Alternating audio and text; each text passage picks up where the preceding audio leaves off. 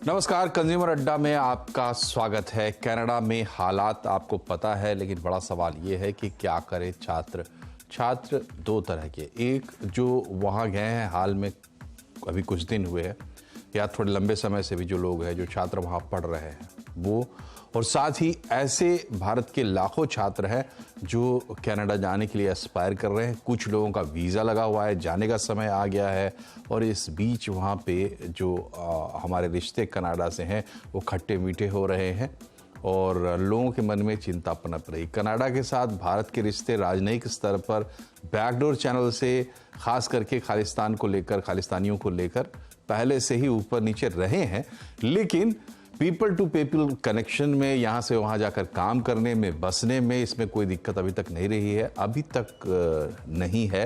लेकिन अब थोड़ी बहुत उसकी जो है आहट सुनाई पड़ रही है, क्योंकि भारत ने कनाडा के नागरिकों को वीज़ा देना फिलहाल टेम्परेरी रोक दिया है, और इससे लोगों के मन में आशंका पैदा हो रही है कि क्या हालात यहाँ से बिगड़ेंगे, सुधरेंगे। तो जो लोग वहाँ गए हैं पढ़ने के लिए, कहीं वो डिस्टर्ब ना हो जाए, और जो जाने वाले हैं वो क्या करें, जाए कि ना जाए। इस तरह के तमाम सवाल हैं जिनका जवाब आज हम खोजेंगे अपने मेहमानों की मदद से, जो कि इसी काम में लगे हुए हैं।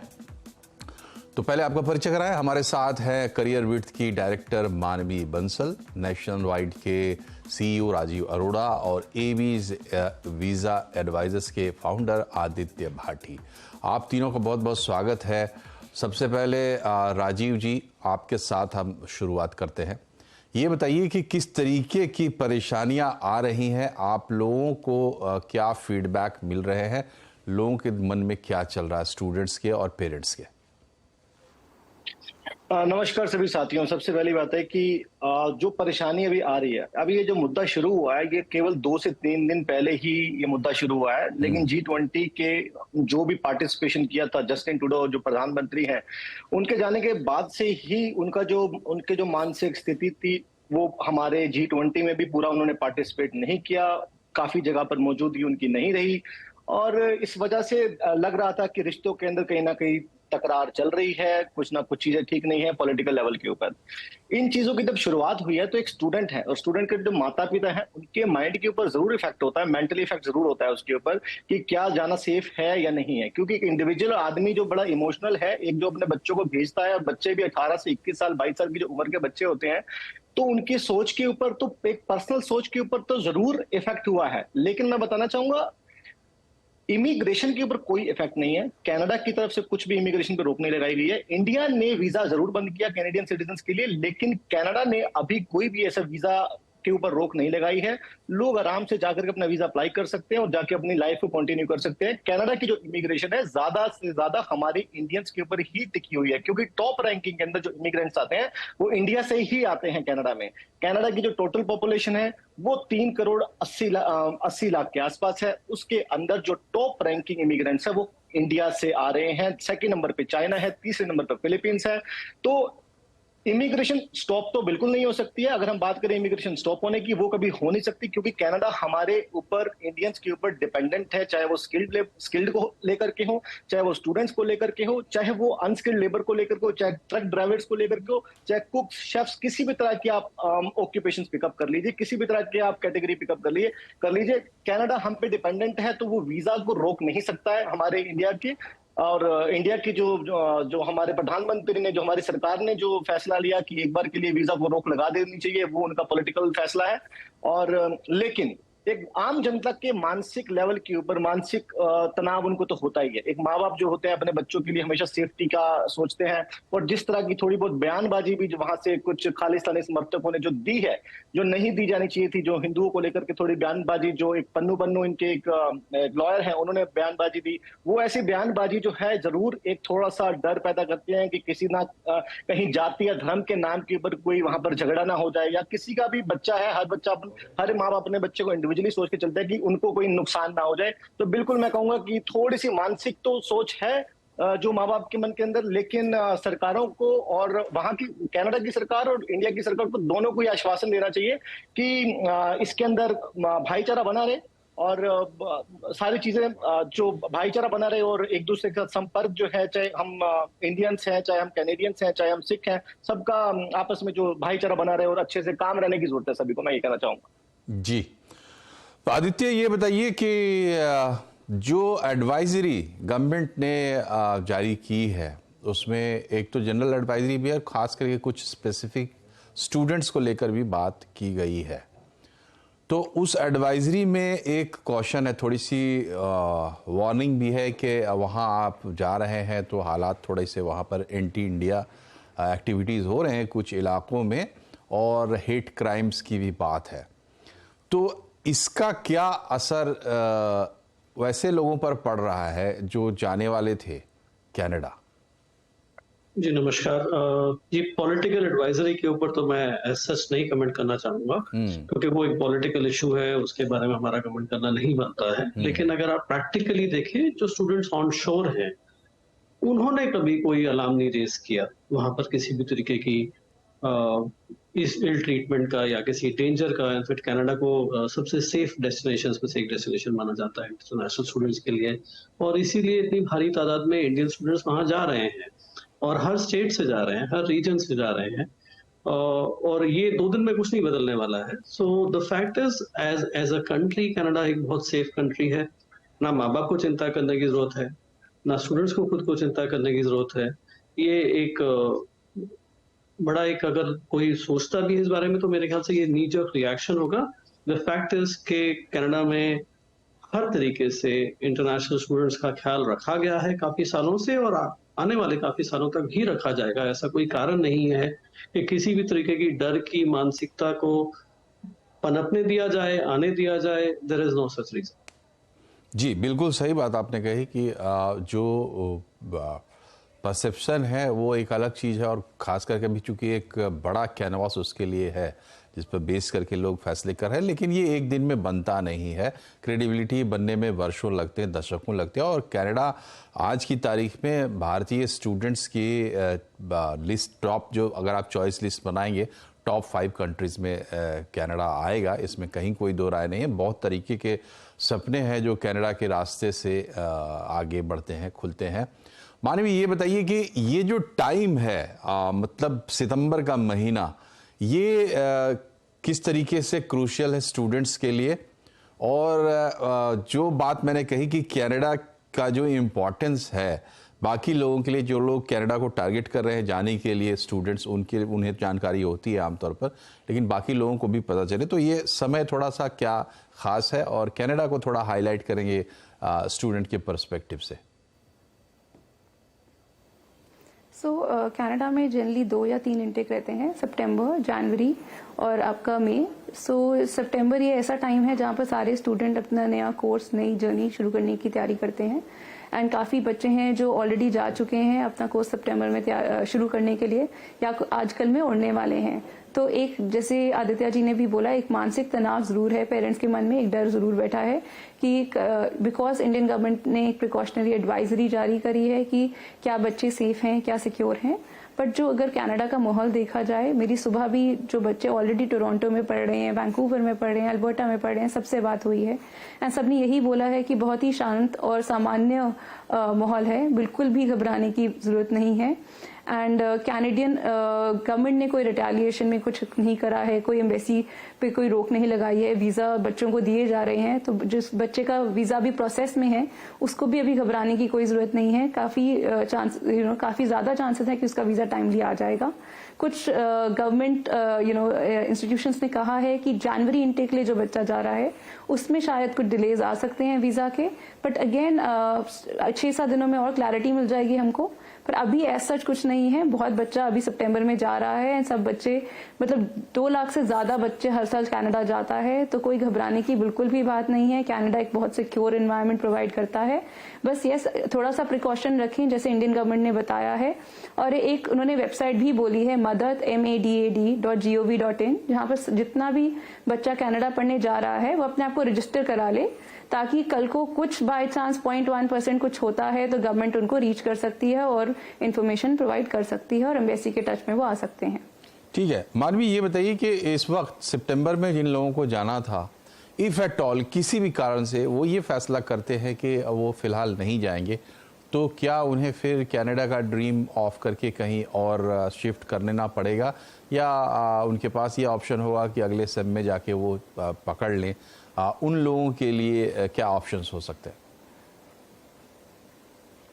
जो बच्चे अभी जिनका कोर्स शुरू नहीं हुआ है, जो जाने वाले थे, अगर उनके मन में जरा सा भी डर है सिक्योरिटी को लेके, स्पेशली पेरेंट्स के मन में, तो वो अभी हफ्ता 10 दिन और वेट कर सकते हैं।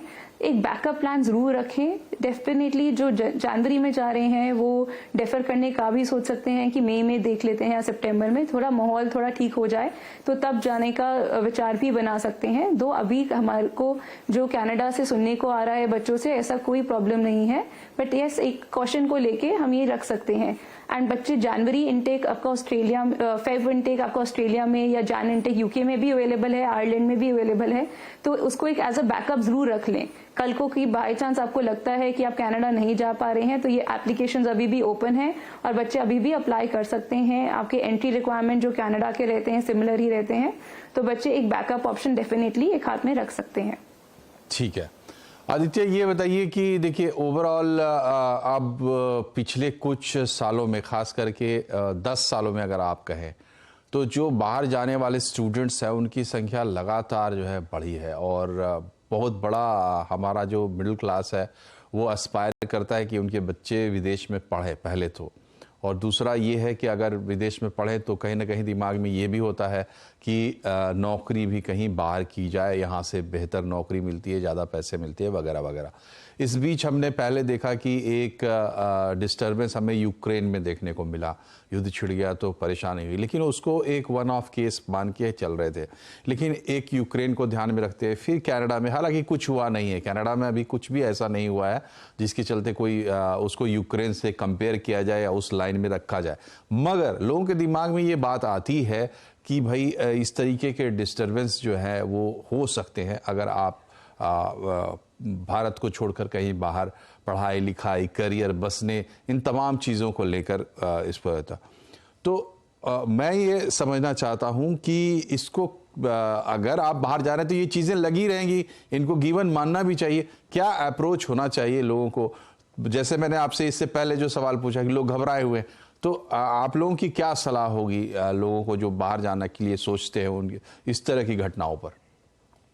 जी वही, जैसे आपने बोला कि ये वन ऑफ इंसिडेंसेस कहीं भी कभी भी अनएक्सपेक्टेड तरीके से आ सकते हैं, और इंडिया से बाहर क्यों, हो सकता है कि हरियाणा का कोई बच्चा गुजरात गया हो पढ़ने के लिए और गुजरात में कोई डिस्टर्बेंस हो जाए, या गुजरात का कोई बच्चा पंजाब आया हो और पंजाब में कोई डिस्टर्बेंस हो जाए, तो वो भी तो पॉसिबल है। जी बिल्कुल। तो वो एक अनएक्सपेक्टेड हैपनिंग्स हैं जो देश के अंदर भी हो सकती हैं और देश के बाहर भी हो सकती हैं। बट बाय एंड लार्ज अगर आप देखेंगे ये जो कंट्रीज हैं कनाडा जैसे, they are usually very safe, neutral. यहाँ पे ज्यादा कभी आपको ऐसी उस लेवल का खतरा कोई फेस करे बच्चा या कोई पर्टिकुलर कंट्री के लोग, कोई किसी तरीके की इनजस्टिस का सामना करना पड़े, ऐसा कुछ होता नहीं है।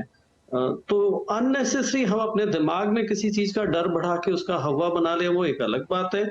अदरवाइज वेरी ऑनेस्टली अगर इतना डरने लगेंगे तो शायद फिर तो कहीं नहीं, घर से बाहर नहीं निकलना चाहिए वाली बात हो जाएगी।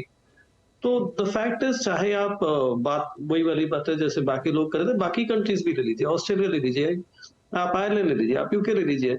डिस्टर्बेंस अगर आ सकती है तो वो कहीं भी आ सकती है, और नहीं आएगी तो नहीं आएगी। और मोस्ट कंट्रीज में बड़ी रेयरली होता है कि कोई एकदम से आता है। यूक्रेन में भी ये जो वन ऑफ हुआ है, this is a very rare thing that has happened.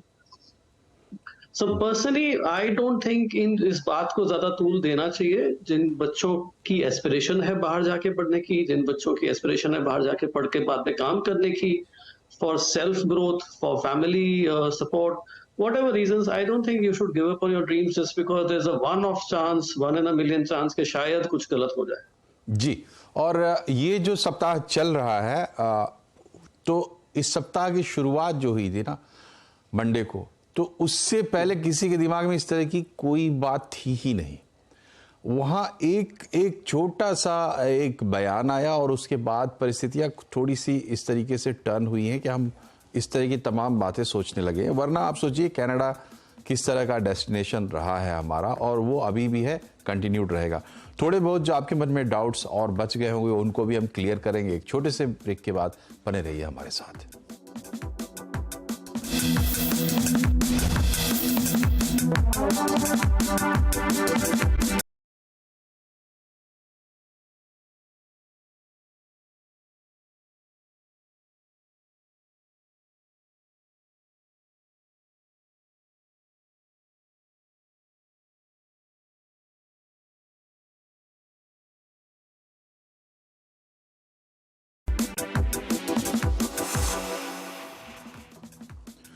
Break के बाद एक बार फिर से आपका स्वागत है कंज्यूमर अड्डा में। आज हम बात कर रहे हैं कि कनाडा के हालात में क्या करे भारत के छात्र। और अभी तक हमने जो चर्चा की है उसमें लबो-लुबाब उसका निकल कर यही आया है कि आप ज़्यादा से ज़्यादा 8-10 दिन का इंतज़ार कर सकते हैं और तब तक ये चीज़ें साफ़ हो जाएंगी। अभी तक ऐसा कुछ भी नहीं हुआ है जिसकी वजह से बहुत ज़्यादा डरने की या हिचकने की ज़रूरत हो।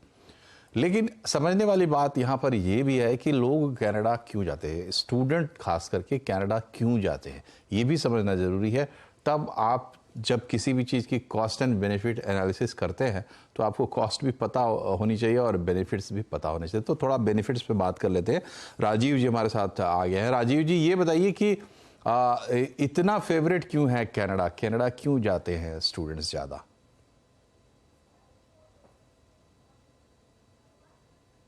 राजीव जी आप म्यूट हैं। राजीव जी आप म्यूट, अनम्यूट कर ले प्लीज अपने आप को।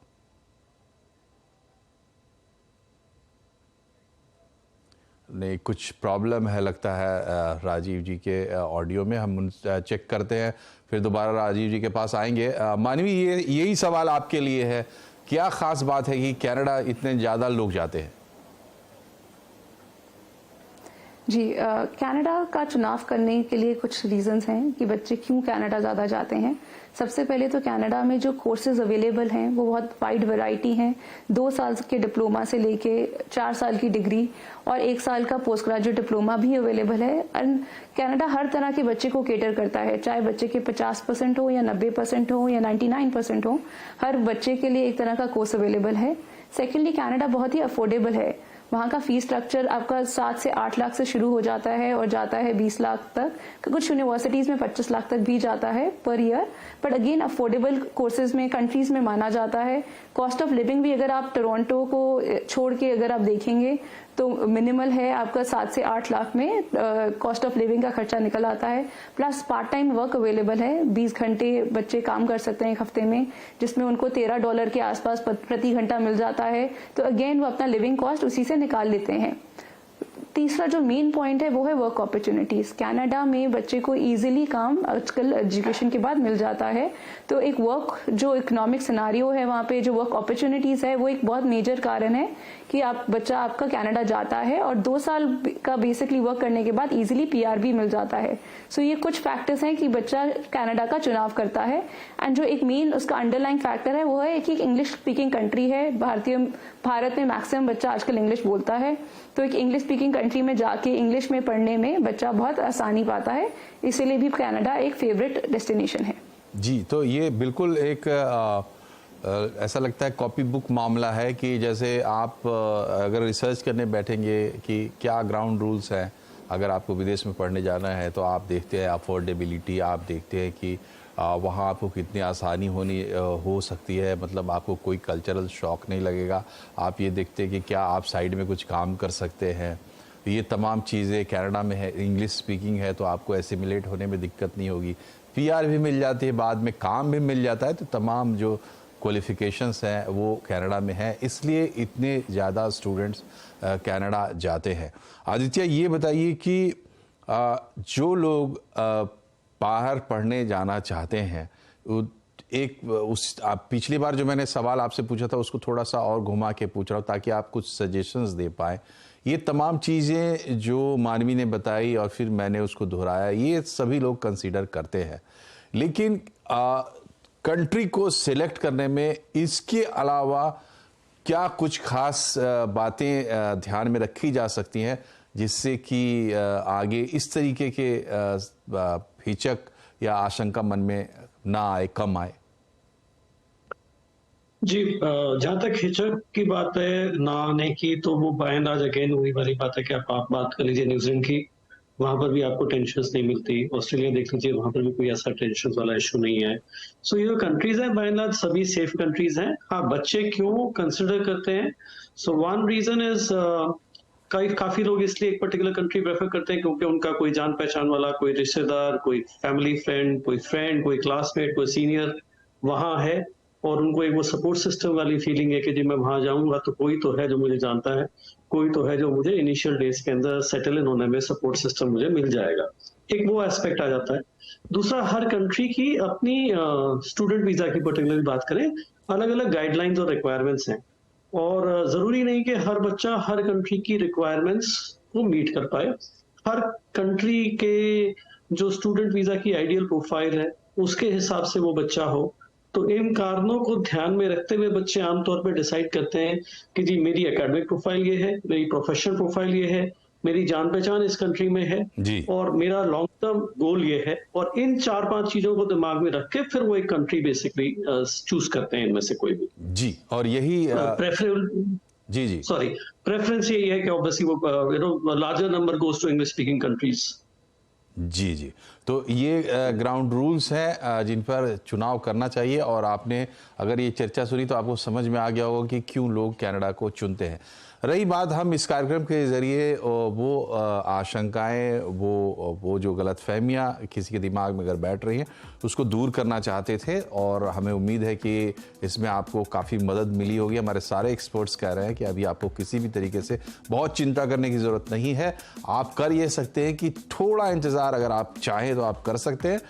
हालांकि कोई रोक नहीं है, जाने में कोई दिक्कत नहीं है, लेकिन अगर आप चाहें तो थोड़ा सा इंतज़ार कर ले तो जो आपके मन में आशंका होगी वो भी साफ हो जाएगी। तो कार्यक्रम में फिलहाल इतना ही। हमारे मेहमानों का बहुत बहुत शुक्रिया हमसे जुड़ने के लिए। नमस्कार।